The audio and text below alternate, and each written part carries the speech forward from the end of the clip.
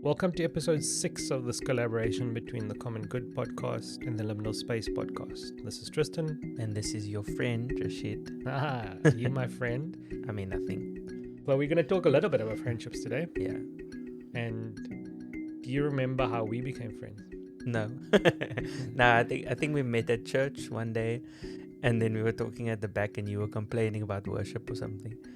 Well, maybe were you leading worship that day? And then I said... Possibly, yeah. I've been known to give people looks. No. But I mean, it's interesting that we met there because then we kind of tracked together and then ended up not going to church. Left church together. And it's been like 5-6 years since then or something. Yeah. Good times. But somehow there was something that resonated and we decided to be friends. Which sometimes that's as simple as what friendships can be. You just decide to be someone's friends and then you are. And we recorded an episode with two people who became more our friends than they did. So I think we recorded with Charlton Alexander and Barry Lewis. And I think Charlton was more your friend. Yeah, I knew him for a couple of years before. Yeah. And Barry was my friend. I'd known him for like... Yeah. And I knew of him. Yeah. They're both super cool humans, kind of. Love you guys. Maybe Charlton don't know about Barry.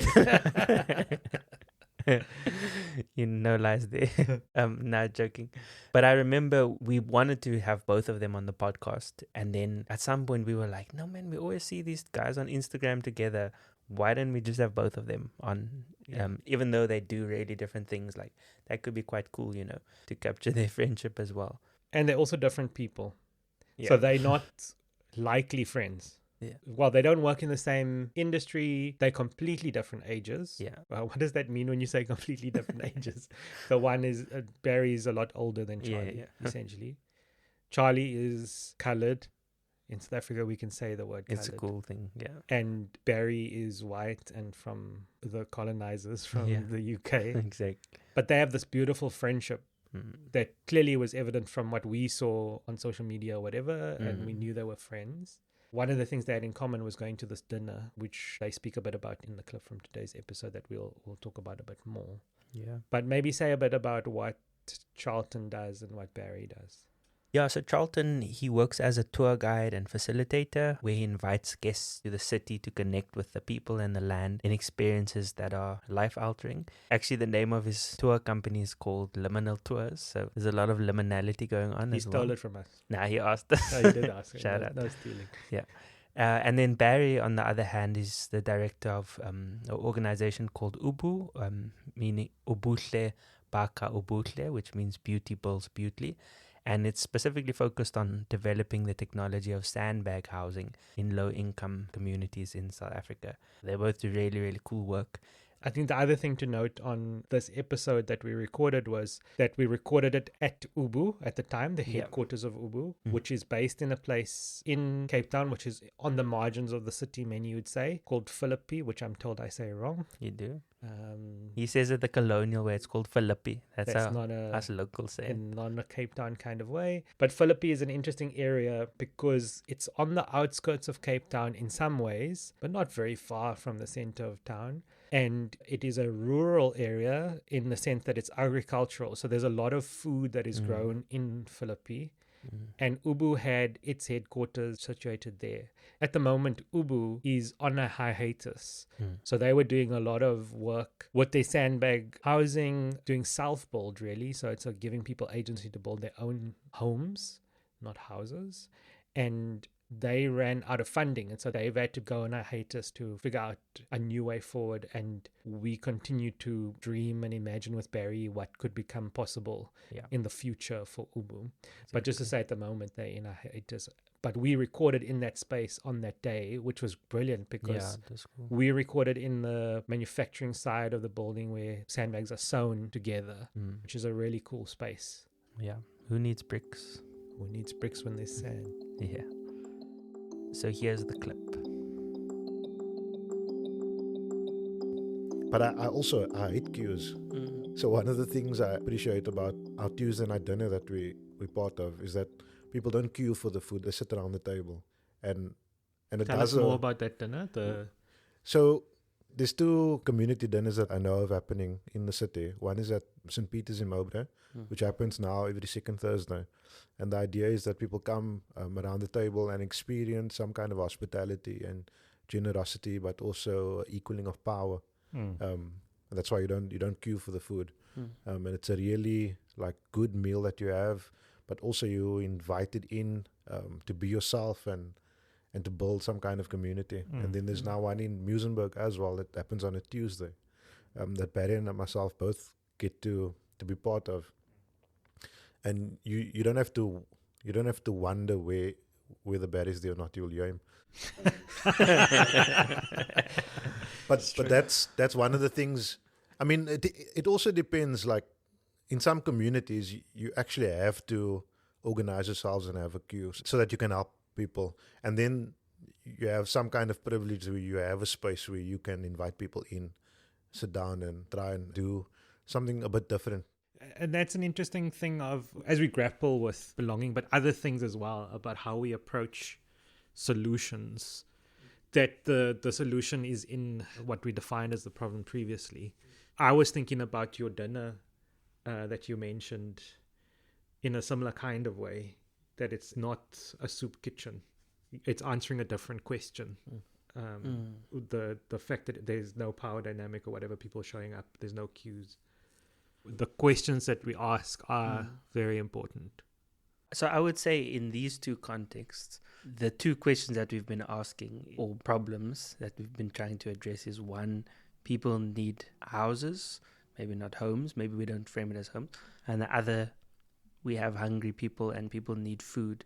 How can we do that? Are you guys suggesting that those two questions are maybe unhelpful? Because if we have a house and we have food, then we're like, nah, now you almost deal. You've got everything. Is that perhaps what you're suggesting, that the questions that we've been asking or the problems we've been trying to solve, it's not that that's not a part of it, but maybe it's not the fullness? I think we need to be dogmatic about this. We need to be forthright, and we have to be intentional. And those questions, one of my favorite closer phrases is "fuck 'em, man." We need to put them in the bin. They have served their time, and they've served no one. And we need to.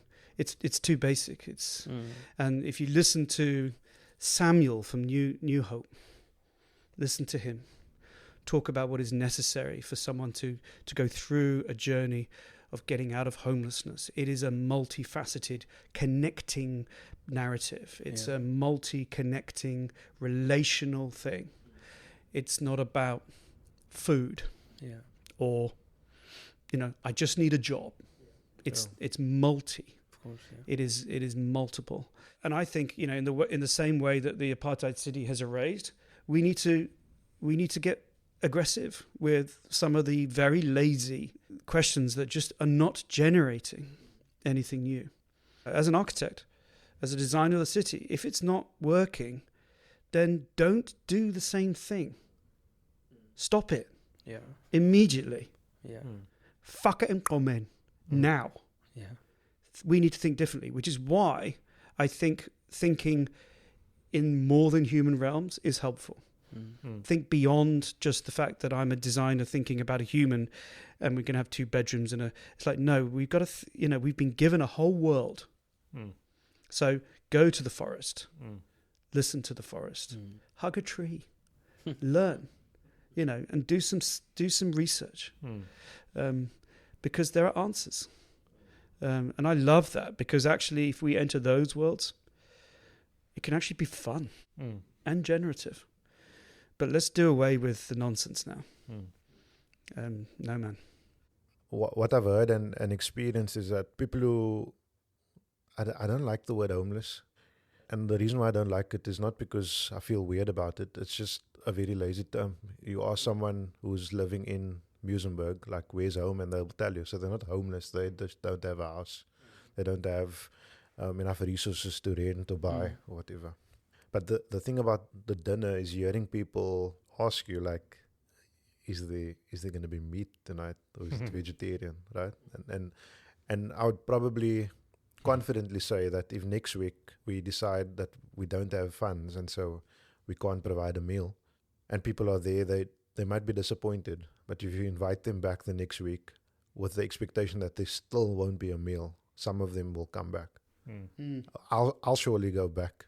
Not because of the meal, but there's contact time with some people in the community. So there's a few things that are happening. Like I was saying, it's not just about the food, but it also is about it in some ways. And so people are finding a rhythm. One of the comments coming out of the Thursday one that's happening every second week, people who are attending saying, let's keep it every second week. That way we know the quality of the food is going to remain really good because it is like a really good meal. Whether it's vegetarian or not, the food is being paid for really well. The people who are working with it, the land, all of those things. And that's what then comes out. People are acknowledging that.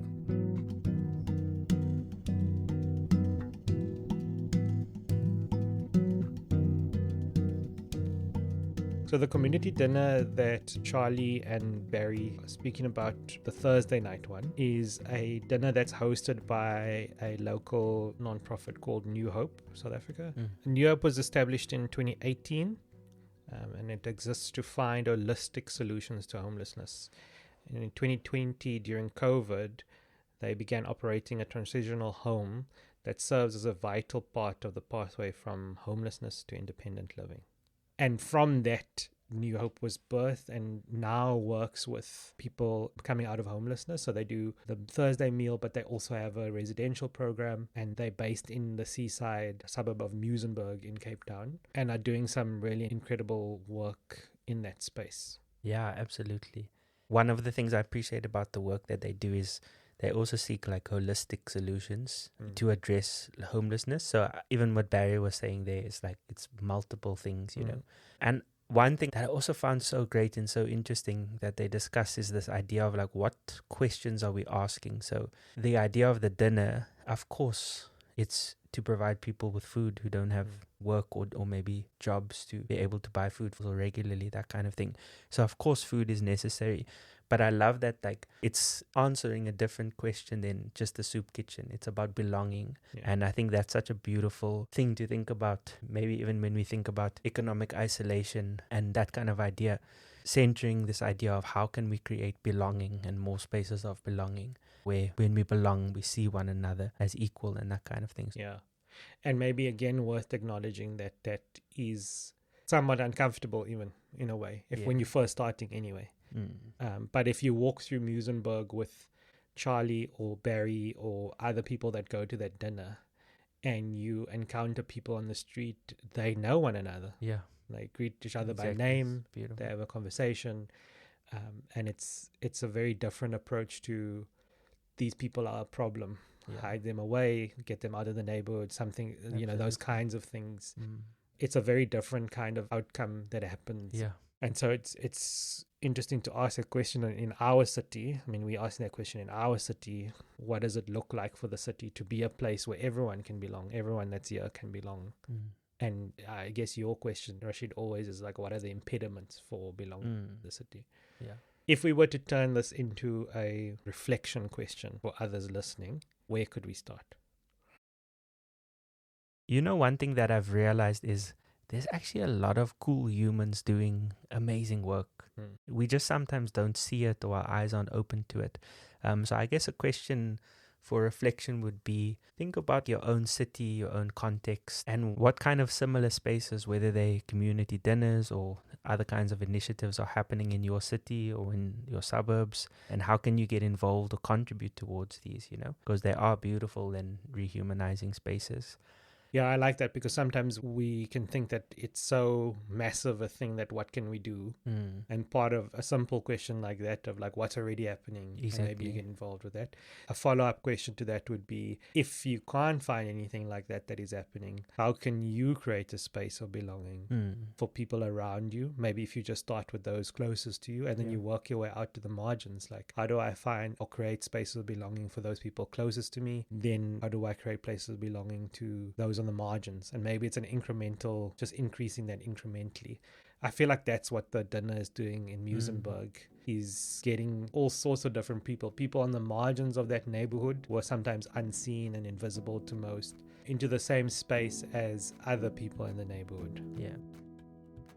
If we start answering those questions, or we start working towards that, maybe that's a grassroots and ground up approach to eventually changing the way the whole neighborhood works. Exactly. And then maybe the way the whole city works. Yeah. And then our nation and world. Maybe the world eventually. And then cosmos. And then the universe. Yeah. It's beautiful.